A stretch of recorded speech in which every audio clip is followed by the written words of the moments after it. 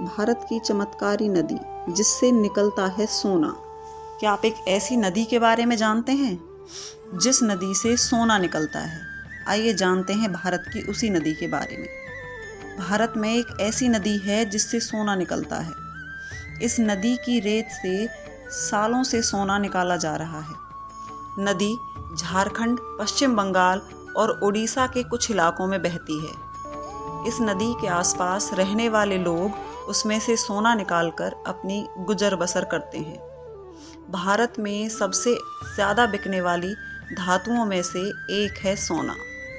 यहाँ इसकी काफ़ी डिमांड रहती है। मगर क्या आप जानते हैं कि भारत में एक ऐसी नदी बहती है जिसमें से सोना निकलता है?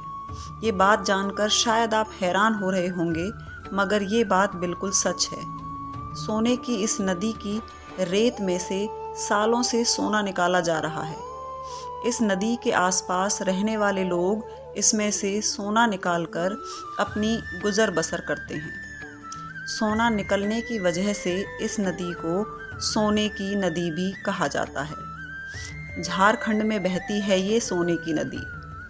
हम जिस नदी की बात कर रहे हैं वो नदी झारखंड में बहती है और उसका नाम स्वर्ण रेखा है।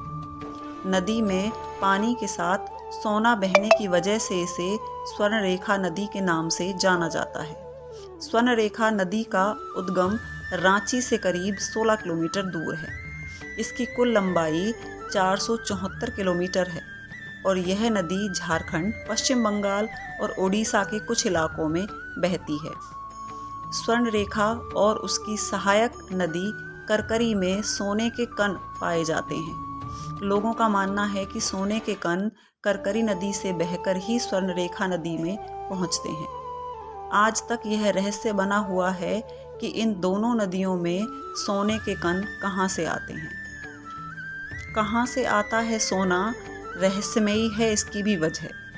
आपको जानकर हैरानी होगी कि सैकड़ों सालों बाद भी वैज्ञानिकों को ये पता नहीं चल पाया है कि इस नदी में सोना क्यों बहता है।